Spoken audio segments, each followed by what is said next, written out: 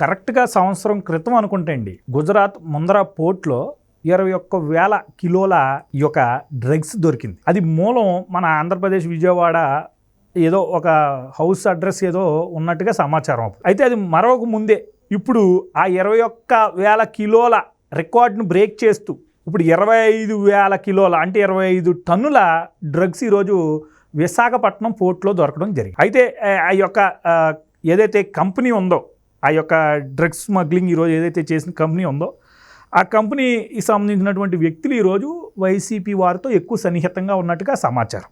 అయితే ఈ డ్రగ్ని దేనికి వాడతారని నేను కొంతమందిని అడిగితే ఈ యొక్క మందులో కలపడానికి. అయితే ఈరోజు మందు డిస్టిలరీలన్నీ ఈరోజు పెద్దిరెడ్డి గారు జగన్మోహన్ రెడ్డి గారు వీళ్ళ చేతుల్లోనే ఉన్నాయి కాబట్టి ఈరోజు వాళ్ళ దాకా వచ్చేటప్పటికి ఈ యొక్క ఎవరైతే కంపెనీ ప్రతినిధి ఉన్నాడో వీళ్ళకి మిత్రుడు ఉన్నాడో అతన్ని పురంధేశ్వరి చుట్టంలా చౌదరిలా లేకపోతే అతను ఒక తెలుగుదేశం వాళ్ళ మొత్తం కన్వర్ట్ చేసేసారు. రాతలు కూడా రాసేసారు సాక్షి పత్రికల్లో. ఏదేమన్నప్పటికీ రాష్ట్ర వ్యాప్తంగా ఈరోజు గంజాయే కాదు ఈరోజు డ్రగ్స్ను కూడా ఇంపోర్ట్ చేసి మరీ ఈరోజు యూత్ని జడగొడుతున్నారు. ఈరోజు రాష్ట్ర భవిష్యత్తుని నాశనం చేసేస్తున్నారు. ఇక్కడే కాదు, ఇప్పుడు పొద్దున ఇంకో న్యూస్ చూశాను, మళ్ళీ ఇక్కడ హైదరాబాద్లో దొరికిందంట 9 కిలోలు.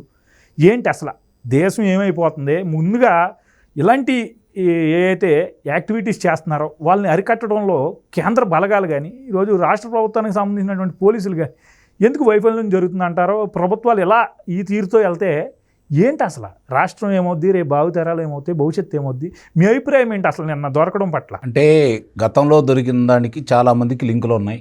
అలాగే శాసనసభ్యుడి గారి పేరు కూడా బయటకు వచ్చింది. ఆ రోజు దాని గురించి తెలుగుదేశం పార్టీ వాళ్ళు రాద్ధాంతం చేస్తున్నారని తెలుగుదేశం పార్టీ ఆఫీస్ మీద దాడి చేశారు. చాలామంది ఎందుకు చేశారని చెప్పని మాట్లాడుకుంటూ ఉన్నారు. దానికి సంబంధించి ఆ రోజు కూడా ఇవన్నీ వార్తలు బయటికి రాకుండా దారి మళ్లించడం కోసం ఆ రోజు తెలుగుదేశం పార్టీ ఆఫీస్ మీద కూడా దాడి చేయడం కూడా జరిగింది. శాసనసభ్యుడి పేరు దానికి అన్నాయిలు అందరూ బయటికి రావడం కూడా జరిగింది. సరే, దానికి సంబంధించి అధికారం చేతిలో ఉంది కాబట్టి మసిపూసి మారేడు గారు చేశారు. ఎవరెవరికి లింకులు ఉన్నాయనే విషయాలను బయటికి రానివ్వకుండా దానికి సంబంధించిన వాళ్ళందరినీ పేర్లు బయటికి రానివ్వకుండా మొత్తానికి ఏదో మాఫీ చేసుకోగలిగారు. ఇప్పుడు ఇక్కడ వచ్చేసరికి విశాఖ సంధ్య ఆక్వా ఎక్స్పోర్ట్స్కి సంబంధించి రావడం కూడా జరిగింది. అసలు వాళ్ళు ఎవరు ఏంటి, గతంలో ఎవరితో వాళ్ళకి పరిచయాలు ఉన్నాయి, ఎవరితో వ్యాపార సంబంధాలు ఉన్నాయి, ఇప్పుడు దాని అవసరం ఎవరికి ఉంది? జగన్మోహన్ రెడ్డి గారు లాంటి వ్యక్తి ఇక్కడ రాష్ట్ర ముఖ్యమంత్రిగా ఉండగా తెలుగుదేశం పార్టీ వాళ్ళు తీసుకొచ్చే ధైర్యం తెలుగుదేశం పార్టీ వాళ్ళకు ఉందా? ముందు ఇది ఆలోచించుకోవాలి కదా. ప్రజలందరూ కూడా పక్క రాష్ట్రం నుంచి ముందు బాటిలే తెచ్చుకోవడానికి అవకాశం లేదు. ఇప్పుడు 25,000 టన్నులు, అది తెలుగుదేశం వాళ్ళు. అంత ధైర్యవంతులు అయితే ఎట్టా ఎందుకు ఉంటుంది తెలుగుదేశం వాళ్ళకి? ఇక్కడ మసిపూసి మారేడుగా చేయటం, ఎదుటాల మీద బట్టగాల్చి మీదెత్తే ఆ మసిని దుడుచుకునే పని మీద వీళ్ళు ఉంటారే తప్ప, ఈరోజు మళ్ళీ కొత్తగా పురంధేశ్వర్ గారి సంబంధించిన దాని గురించి కూడా బయటికి తీసుకురావడం కూడా జరిగింది. సాక్షి పేపర్లో ఇస్తాడండి. వాళ్ళకున్న అయ్యే కదా. ఇప్పుడు వాళ్ళకున్న ప్రసార మాధ్యమాల ద్వారా తిమ్మిని బొమ్మిని చేయటం, వాళ్ళ మీదకి వచ్చిన దాన్ని కూడా తిరిగి రాయటం. ఆ రోజు మీరు చూడండి, నారాసుర రక్త చరిత్ర అని రాశారు. చంద్రబాబు నాయుడు గారి చేతిలో కత్తి పట్టించారు.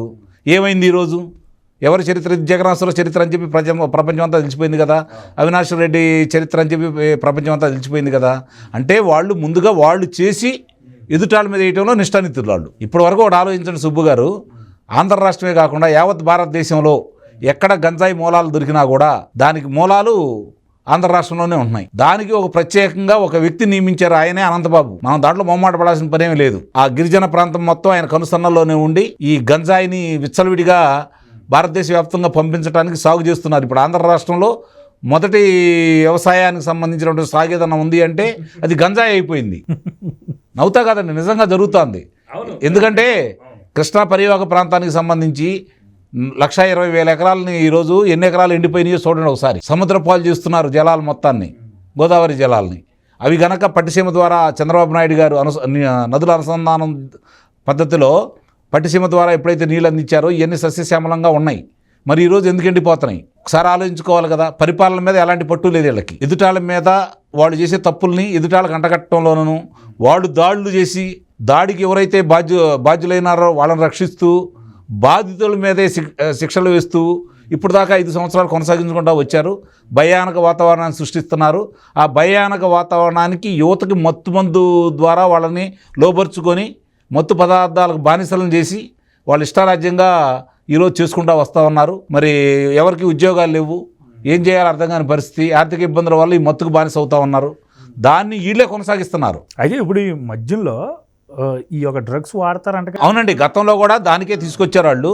అవి ఎవరి ఇప్పుడు ఆ మద్యం, ఈరోజు మద్యం ఎవరి ద్వారా తయారవుతుంది, ఏ వ్యక్తుల ద్వారా తయారవుతుంది?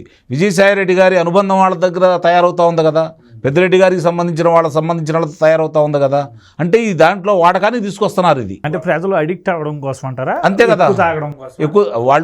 ఎక్కువ తాగడం కాదు, దానికి అలవాటు పడిపోవాలి. వేరే తాగకుండా ఇక వాళ్ళ కంపెనీలు మాత్రమే తాగాలి. ఇక రేపు పొద్దున కూడా కొత్త కంపెనీలు తీసుకొచ్చినా, దాన్ని ఏదైనా నిషేధం చేసినా కూడా మళ్ళీ దానికోసమే ఎగబడతారు వీళ్ళు.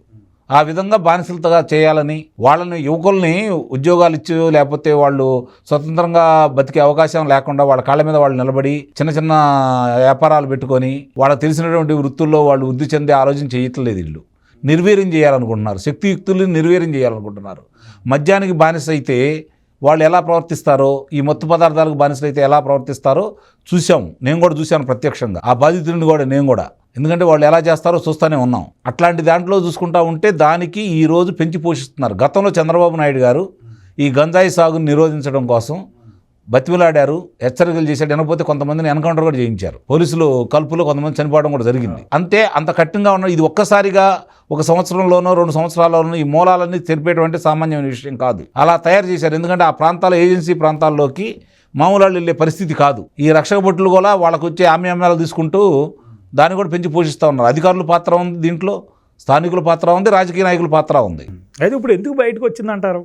సహజంగా వీళ్ళు ఈ మాఫియా వాళ్ళు అన్ని జాగ్రత్తలు తీసుకుంటారు, ఇది అనుకోకుండా ఏమైనా బయటకు వచ్చిందంటారా? అంటే నా ఉద్దేశం ఏంటంటే సహజంగా ఎట్లా ఉంటాయి అంటే, చూడండి, ఒక 2-3 లక్షల టన్నులు వచ్చింది అనుకోండి, ఓ దాన్ని పట్టిస్తారు, మిగిలినవి ప్రశాంతంగా వెళ్ళిపోతాయి. అంటే ఎక్కువ వచ్చింది, ఇంకా నిస్సందేహంగా వచ్చింది. ఇప్పుడు ఆంధ్రాని చూపిస్తున్నారు, మిగిలిన చాట అన్నా రావచ్చు కదా. ఇది వస్తుంది, అనుమానమే లేదు. దొరికింది ఇక్కడ. ఎప్పుడైనా సరే చూడండి, విమానాశ్రయంలో బంగారం పట్టివేత ఒక 10 టన్నులు వస్తే ఒక 400-300 గ్రాములు దొరికినట్టు చూపిస్తారు. ఆ మిగిలిన వెళ్ళే దావల్లో వెళ్ళిపోతానే ఉంటాయి. ఏమన్నా 300 బంగారం అంటే ఏదో చిన్న ట్యాక్స్ మొక్క కొట్టేసి బయటకు వచ్చేస్తారు, జరిగాయి అంతే. అట్లానే ఇప్పుడు కూడా ఇంకా ఎంత వచ్చిందో భారతదేశంలో. పోయినసారి గుజరాత్, ఇప్పుడు విశాఖపట్నం. గతంలో కూడా మీకు గుర్తుందో లేదో సుబ్బు గారు, గతంలో కూడా విశాఖ పరిసర ప్రాంతాల 2 పోర్టుల్లో తగలబడ్డాయి. ఇట్లా అధికారులు రాబోతున్నారని ముందస్తు సమాచారం ద్వారానే తగలబెట్టుకున్నారనేది అప్పుడు ప్రచారం. 2 సందర్భాల్లో కూడా జరిగినాయి. కాబట్టి ఇవన్నీ దృష్టిలో పెట్టుకుంటా ఉంటే ఒకటి మాత్రం నేను గట్టిగా చెప్పగలను, జగన్మోహన్ రెడ్డి గారు పరిపాలిస్తున్న ఈ ప్రాంతంలో బయట వాళ్ళు దొంగతనాలు చేయాలన్నా భయపడతారు, దోపిడీలు చేయాలన్నా భయపడతారు. రన్ చేసుకోలేకపోతున్నారు. అది వ్యాపారాలు ఎటు వాళ్ళ చిప్పితలు లేకుండా పోయినాయి. మత్తు పదార్థాలు తీసుకురావడానికి ధైర్యం కావాలి, సర్కిల్ ఉండాలి కదా, ఇంకా ధైర్యం కావాలి. సరే, వాళ్ళకి అట్లాంటివి ఏమి ఉండవు, ధైర్యం కావాలి. లేదంటే వాళ్ళకి వాటాలు ఉండాలి, ఆ వచ్చే దాంట్లో వాళ్ళకి వాటాలు ఉండాలి. ఇది మాత్రం వాస్తవం. కాబట్టి చాలా స్పష్టంగా ఇప్పుడు ప్రజలకైనా తెలుసుకోవాల్సింది ఏంటంటే, వాళ్ళ పత్రికల్లోనూ వాళ్ళ ప్రసార మాధ్యమాల్లోనూ పుంకాలుగా దీని గురించి ప్రచురిస్తూ ఉంటారు. అది ప్రజలు ఈరోజు ఏవగింపు స్టేజీకి వచ్చేసారు వాళ్ళు. ఎందుకంటే ఒకసారి చూస్తారు, 2 సార్లు చూస్తారు, 3 సార్లు చూస్తారు. పద్దాకులు ఇవి జరుగుతూ ఉంటే వాళ్ళకి మాత్రం అర్థం కాదా? వాళ్ళ కళ్ళ ముందు జరుగుతున్నాయని వాళ్ళకి తెలియదా? వాళ్ళ పిల్లలు ఏ విధంగా బానిసలు అవుతున్నారో వాళ్ళకి తెలియదా? ఉద్యోగాలు లేక రోడ్డును పడి వాళ్ళు ఎంత ఇబ్బందులు పడుతున్నారో వాళ్ళకి తెలియదా? పిల్లలకి పెళ్ళిళ్ళు కాక ఈరోజు యుక్త వయసు దాటిపోయినా కూడా సరైన ఉద్యోగాలు లేవని చెప్పని పెళ్ళిళ్ళు ఎంతమంది యువత ఈరోజు ఆంధ్ర రాష్ట్రంలో ఉంది, వాళ్ళందరినీ బానిసలు చేయడానికి ప్రయత్నం చేస్తూ ఉన్నారు. యువత కూడా మేల్కొనాలి, దీనికి బానిసలు కాకూడదు, నిర్వీర్యం కాకూడదు. మీ శక్తియుక్తులు చాలా గొప్పవి. ప్రపంచంలోనే ఆంధ్రులకి ఒక ప్రత్యేకమైన గుర్తింపు ఉంది, సాంకేతికపరమైనటువంటి దాంట్లో మంచి ప్రావీణ్యత ఉందని చెప్పిన ప్రపంచం మొత్తం మెచ్చుకుంటా ఉంది. ఇలాంటి దానికి మీరు బానిస కావద్దని చెప్పిన యువతకి నేను విజ్ఞప్తి చేస్తున్నాను.